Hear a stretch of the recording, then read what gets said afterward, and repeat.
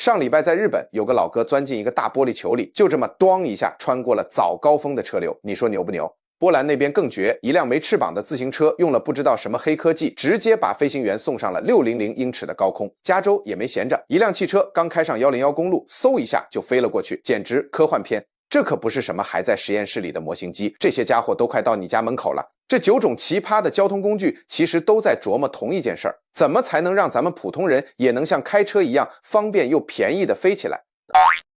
第9名，沃罗纳特飞行自行车。2025年4月的最后一天，托马斯·帕坦悄然发布了一段时长不长的视频，却在社交媒体上引发了巨大的轰动。视频中，一架造型流畅的哑光黑色飞行器低空掠过波兰的森林峡谷，仿佛被一股无形的力量托举，轻盈地悬停在空中，最终平稳地降落在一条泥泞的小路上。这并非是电脑特效制作的虚假影像，而是真实存在的科技结晶。呈现在眼前的是 Volonaut 飞行摩托，一台宛如科幻电影中使出的真实飞行器。作为 Jetson 1的联合创始人，帕坦在长达2年的时间里，于绝对保密的状态下完成了这款飞行摩托的研发。如今，全世界终于得以一睹其真容。其最引人注目的地方在于其独特的飞行原理。这款飞行摩托既没有传统的机翼，也没有用于提供升力的旋转旋翼，取而代之的是集成在3维打印碳纤维超薄框架中的微型喷气涡轮。这个框架的重量仅为合法上路摩托车的1/7，却依然能够承受飞行时产生的巨大推力。骑行者像骑跨越野摩托车一样，身体略向前倾，从而获得360度无死角的广阔视野。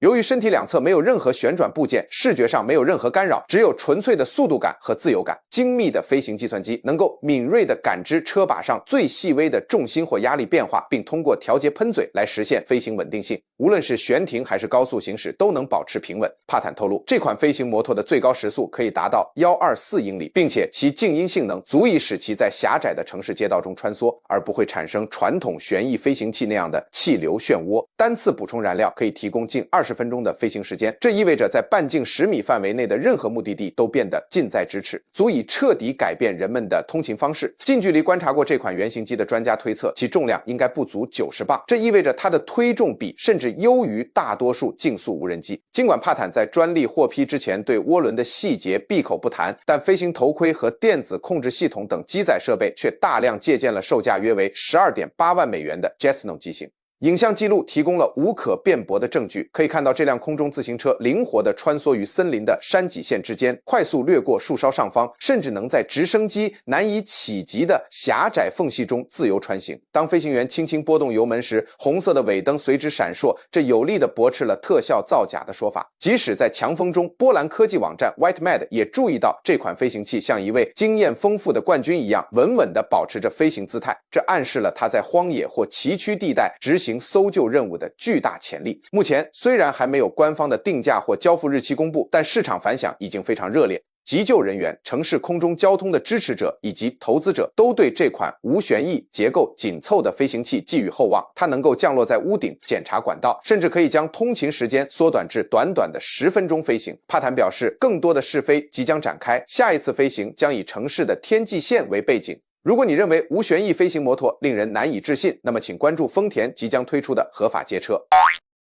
第8名，丰田可驾驶球体。同样是在2025年4月，在日本的一个测试场地出现了一款奇特而精致的装置，它看起来像一个巨大的透明泡泡，体积大约相当于一个热水浴缸，在地面上平稳地滑行。这个直径6.5英尺的球体内部隐藏着一个可容纳2人的座舱。只需轻轻拨动操纵杆，整个球体便可以在地面上自由滑行。它像一个巨大的透明气泡，大小与热水浴缸相仿，在路面上滑动。这个直径6.5英尺的球体内部是一个小巧的双人座舱，轻轻拨动操纵杆，整个装置便像一个高科技的仓鼠轮一样向前滚动。超过200人立刻围拢过来。项目背后的工程师们来自拥有2万会员的丰田工程协会的志愿者们，深知他们完美地诠释了本次活动的主题。这台全尺寸的原型机仅仅花费了4个月的时间就诞生了。最初它只是一个手掌大小的模型，球体惊人的透明度要归功于日本新式公司 Shinshi 的精湛工艺。这家公司通常为虎鲨等大型水族馆制造厚实的亚克力隔板。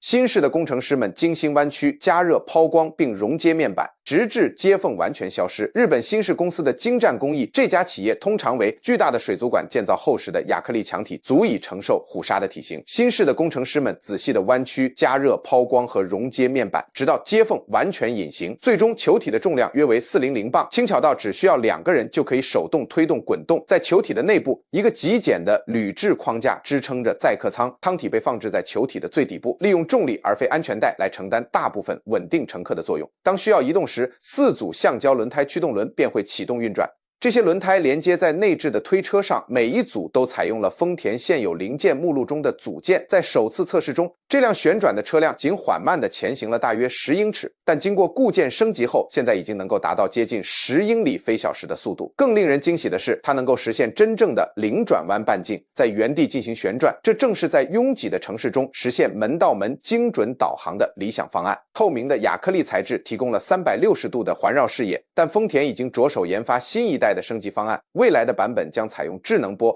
离可以在阳光下自动变暗，并且在穹顶上直接显示速度、电量以及逐向导航等信息。尽管宣传声势浩大，但丰田表示该飞行器目前不会面向经销商销售。目前丰田没有计划在经销商处销售这款飞行器。该车目前仅部署在富士山脚下的实验性智慧城市织物城，因为它不受传统交通法规的约束。这主要是因为车辆缺乏悬挂系统、碰撞防护以及雨天所需的抓地能力。但在像织物城这样的未来测试区域，当低速机器人与共享舱体共存时，它或许能够找到自己的定位。工程师们正致力于开发坡道平衡软件，并探索磷酸铁锂电池如何能够将续航时间延长至30分钟以上。当丰田专注于完善其球体设计时，一家中国企业正悄然攻克一个更为重大的难题：如何实现地面与空中无缝切换的飞行。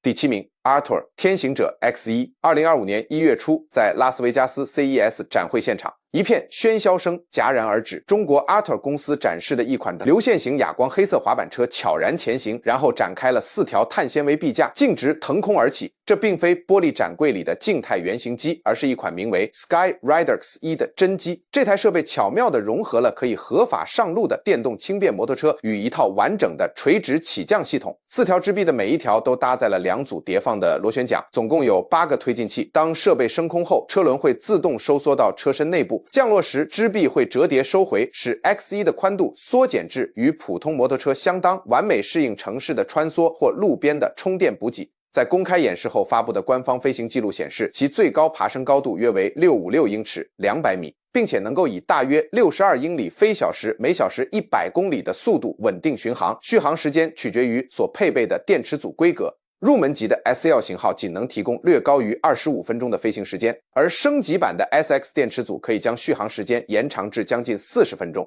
这意味着在空中可以行驶将近40英里，约130英尺，是比物应为英里。40分钟的续航时间足以让你在旧金山和圣何塞之间的航程中花费不到15分钟，而其他车辆则需要在2个小时的拥堵中缓慢行驶。在地面行驶时，混合动力系统能够进一步延长续航能力，单次充电可以行驶大约112英里，约180公里。即使搭载了飞行员 Skyrider 的整机重量也仅为176磅，约80公斤，比大多数摩托车都要轻巧。其采用的碳纤维与铝合金复合结构使其能够达到655英尺，约200米的升限，超越了大多数城市中的摩天大楼。176磅的重量比大多数摩托车还要轻，然而它却能攀升至655英尺的高空，超越大多数城市摩天大楼。采用碳纤维与铝合金的混合结构，使其既轻盈又坚固，凭借高扭矩的轮毂电机，能够承载高达264磅的有效载荷。为了掌控如此强大的动力， Artor 为 X1 配备了3重冗余飞行计算机，负责避开恶劣天气、规划飞行路线以及实现自动起降。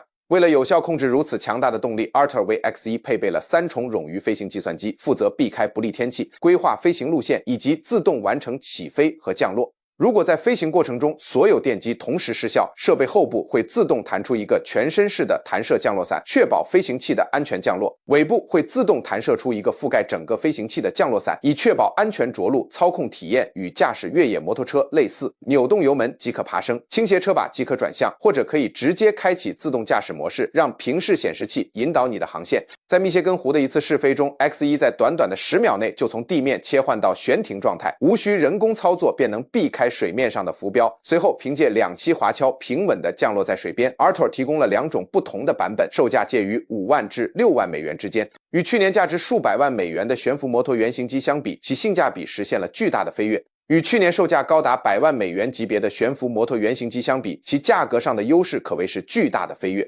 预售订单在短短的48小时内就全部售罄。随着中国监管机构规划在2026年于上海上空开辟低空经济航道，日常通勤或许将新增一条云端的绕行路线，而且无需更换交通工具。Skyrider 证明了混合动力飞行的可行性。但一家自2008年起就致力于完善个人喷气背包的公司，其发展历程却出现了意想不到的转折。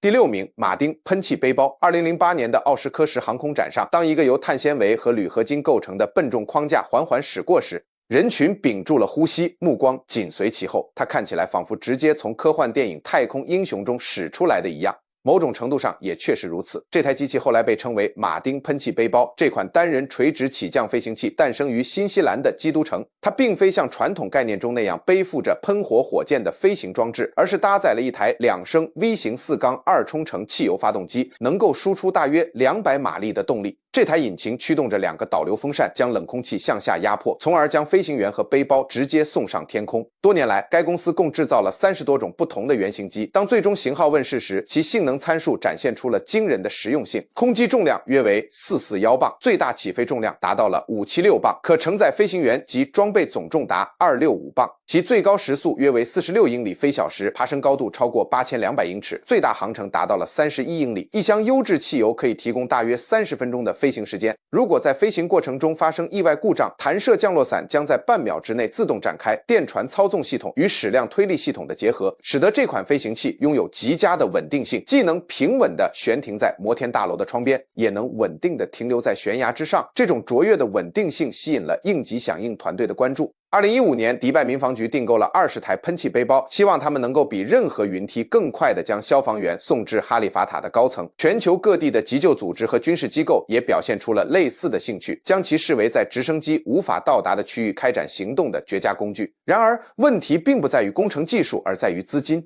在2014年至2017年间，中国的康驰公司为马丁喷气背包投入了数千万美元的资金。然而，不断攀升的研发成本远远超出了新增的投资。到2023年7月，公司的资金链彻底断裂，清算人宣布公司停业，并将7台喷气背包原型机、测试设备以及大量的设计数据投入拍卖，单台原型机就以15.8万美元的价格成交。不久之后，一位匿名的国际买家购买了其余的全部资产，包括硬件、设计以及专利权，计划在新西兰境外继续进行研发工作。这次收购的时机非常关键，2023年7月恰好与美国邦航空管理局最终确定动力升力飞行器相关法规的时间完全吻合。收购马丁设计方案的买家显然对即将到来的监管环境变化有着深刻的洞察。这场低调的收购让这项充满梦想的技术得以延续。据跟踪动力升力飞行器市场的分析师指出，该市场目前的价值约为4.5亿美元，预计未来10年将增长5倍。马丁的设计至今仍保持着所有已飞行过的导管风扇背包中最高的载荷重量比记录。与新买家相关的工程师们正着手研究将噪音较大的燃气发动机替换为混合涡轮电动系统的方案，以实现更远的航程和更低的噪音目标。如果试飞能够按照计划在2026年末依据第107部分无人机法规进行，马丁喷气背包或许将迎来它的第2次生命。它将不再仅仅是亿万富翁的玩具，而可能成为能在30秒内抵达30层楼高的救生设备。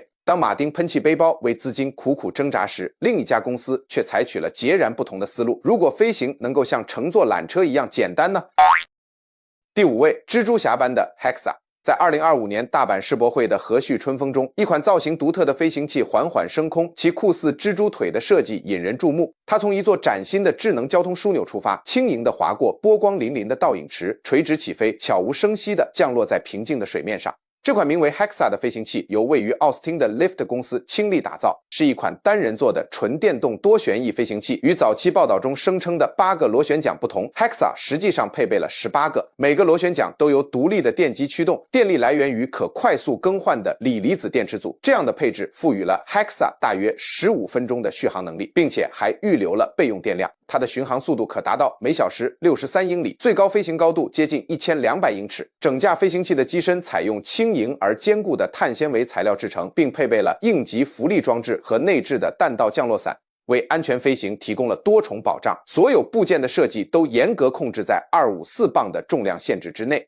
这符合美国联邦航空管理局 FAA 对超轻型飞行器的规定，意味着在美国境内，任何人只需完成一次简短的虚拟现实培训即可合法操控 HEXA， 而无需持有传统的飞行执照。事实上，日本在这方面已先行一步，早在2023年3月 ，Lyft 便与日本商业巨头丸红公司在大阪湾进行了日本首次基础飞行测试。实验数据显示 ，HEXA 在50码外的噪音水平低于65分贝，这与正常的谈话音量相当。在后续的 EVO 飞行测试中，同样的低噪音表现得到了验证。此后，已有超过200名年龄在16至72岁之间的民众，通过 Lyft 专为 HEXA 设计的单摇杆操控 VR 模拟器完成了培训。多数首次体验者都表示，这种飞行感觉更像是玩电子游戏，而不是驾驶真正的航空器。而隐藏在系统后台的3重冗余飞行系统，则默默地处理着飞行稳定性和电池管理等复杂的任务。Lyft 公司目前并未向公众出售这些飞行器，而是将其作为一种新颖的空中游览项目进行运营。2024年3月，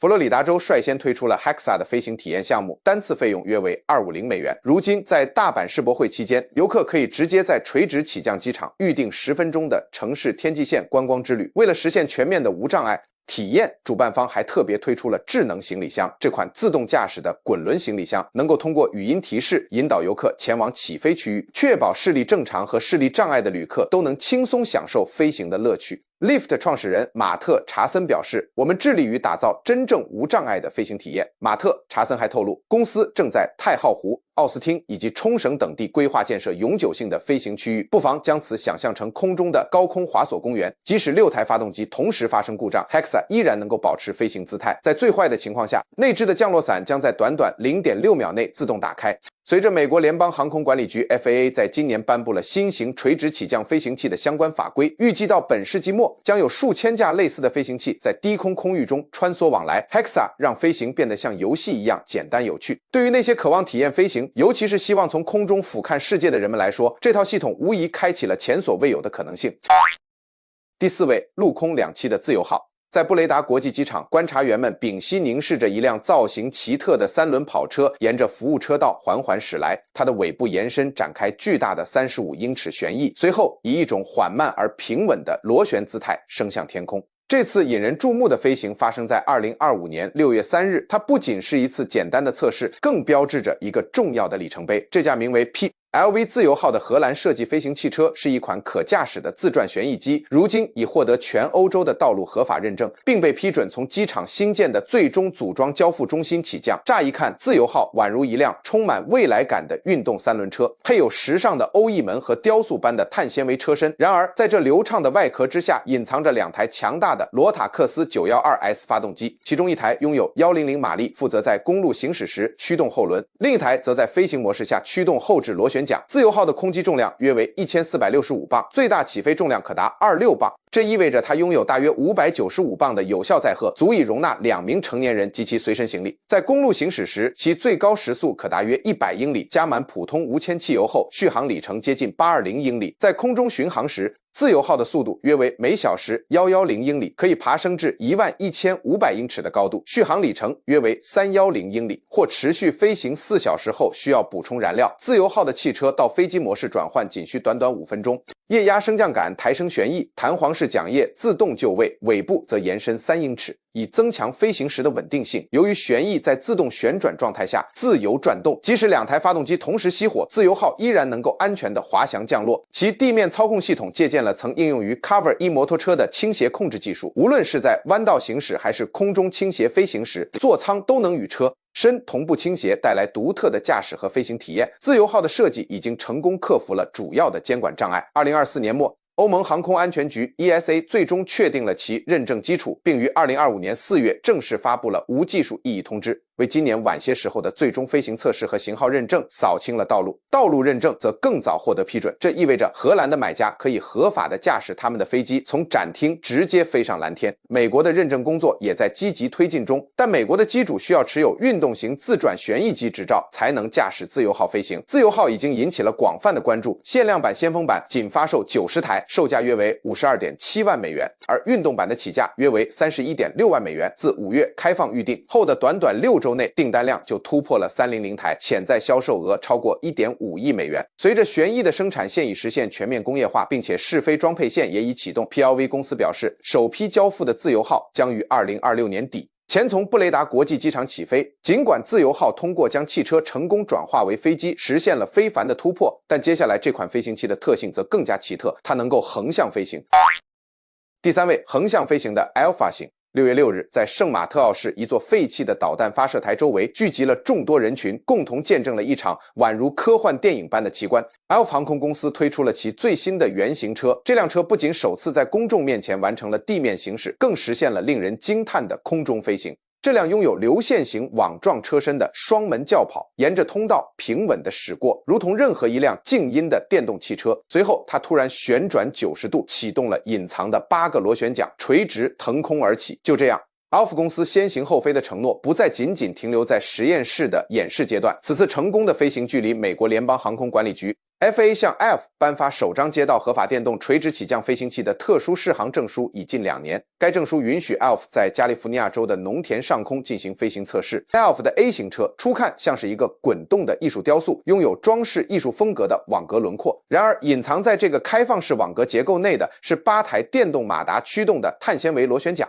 这种独特的设计将推力均匀分散，有效地降低了噪音，并保持了车辆的轻量化，使其在测试阶段符合103超轻型飞机的规则。量产版的空载重量约为850磅，能够舒适地容纳2名成年人以及一定的行李空间，这要归功于轻量化的复合材料。车架和承重电池托盘在公路行驶时 Model A 的操控感如同社区内的电动汽车一样平稳，最高时速约为25英里，以符合当地的法规限制。但是当你轻轻触摸方向盘显示屏上的飞行按钮时，一切都将发生戏剧性的转变。系统会首先扫描周围的空域，然后抬起前轮并切换螺旋桨进入垂直升力模式。待车身上升到周围建筑物的高度之上后，整个车辆会横向旋转90度，瞬间变成一架紧凑型的飞翼。在空中巡航时，其时速可达110英里，最远航程为110英里。如果仅用于地面行驶，单次充电的续航里程约为200英里。Model A 车型所引发的热潮正在迅速蔓延。Alpha 公司于2023年末开启了预订通道，标准预订需要支付150美元加入候补名单，而优先预订则需要1500美元。截至2025年5月，公司已累计收到超过3400万美元的预订款，潜在销售额已突破10亿美元。首批交付计划将于今年年底前完成。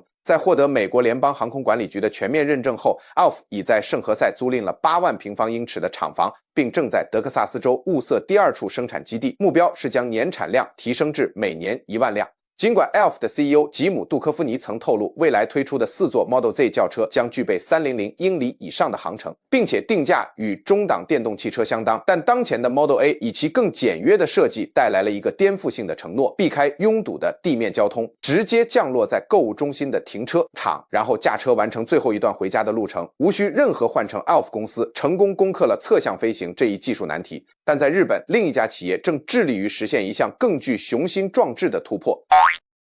第2位，全球首款认证飞行出租车。2025年初，在全新启用的大阪 Vertot 展馆 ，SkyDrive 公司的白雪公主 SD05 轻盈的升空，上升至约16英尺的高度，在震惊的记者们上方稳定悬停了大约4分钟，然后平稳的降落。这场远程操控的公开演示于2025年4月9日举行，距离大阪世博会开幕仅剩4天。日本这款流线型的3座飞行汽车首次以实物规模展现在公众面前。量产版的 SD05 长宽均超过37英尺，高度不足10英尺。其蚌壳式的座舱设计可舒适地容纳1名驾驶员和2名乘客。该飞行器采用了12个超静音的电动旋翼，以6组同轴对称的方式布局，不仅提供了强大的垂直升力，更具备了出色的冗余保障。即使单个电机发生故障，其余的系统依然能够维持飞行并安全着陆。SkyDrive 公司目前公布的巡航速度约为每小时62英里，基准航程为9英里，续航时间为5至10分钟。但据公司的工程师透露，他们正在研发更先进的电池系统，有望将航程提升至19至25英里。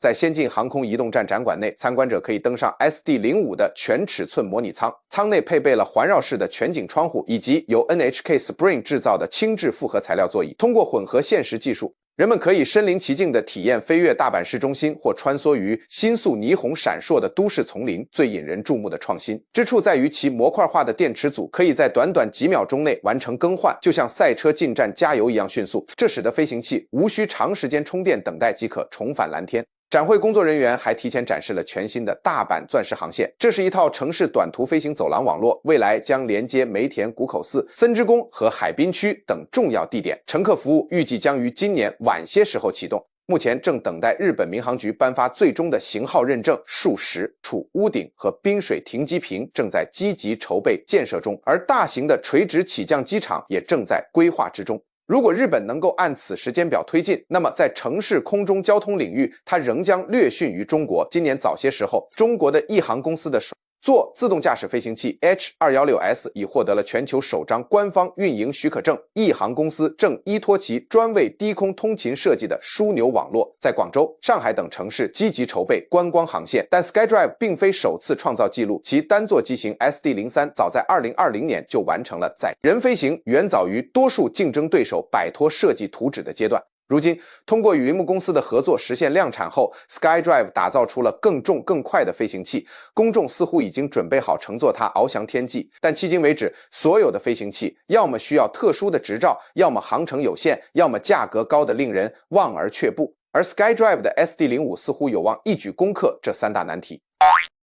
第一位，触手可及的个人飞行梦想。5月4日破晓时分，人群聚集在帕洛阿尔托市枢纽航空的机库外，共同见证了一款真正非凡的飞行器翱翔天际。一架流线型的黑色飞行器垂直升空，随后机头向前倾斜，以大约60英里的时速平稳的滑翔降落在跑道上。其平稳而静谧的姿态更像是观看一架无人机的升空，而非传统的飞机起飞。这款名为螺旋 Helix 的飞行器没有传统飞机的轰鸣声，其8个电动螺旋桨在运转时只发出轻柔的嗡嗡声。对于许多观众而言，这次飞行传递了一个最清晰的信号：个人飞行确实可以简单、安全且真实。螺旋号的设计完全符合美国联邦航空管理局 FAA 103部分的超轻型飞机规则，这意味着它足够轻盈和灵活，并且无需飞行员执照即可操控。碳纤维的机身浮筒以及应急降落伞使得螺旋号的空机重量控制在约254磅，恰好低于法规的上限，但仍然能够承载体重不超过220磅的飞行员。该飞行器的巡航速度约为每小时63英里，配备了8000瓦时的电池，单次充电可飞行20多英里。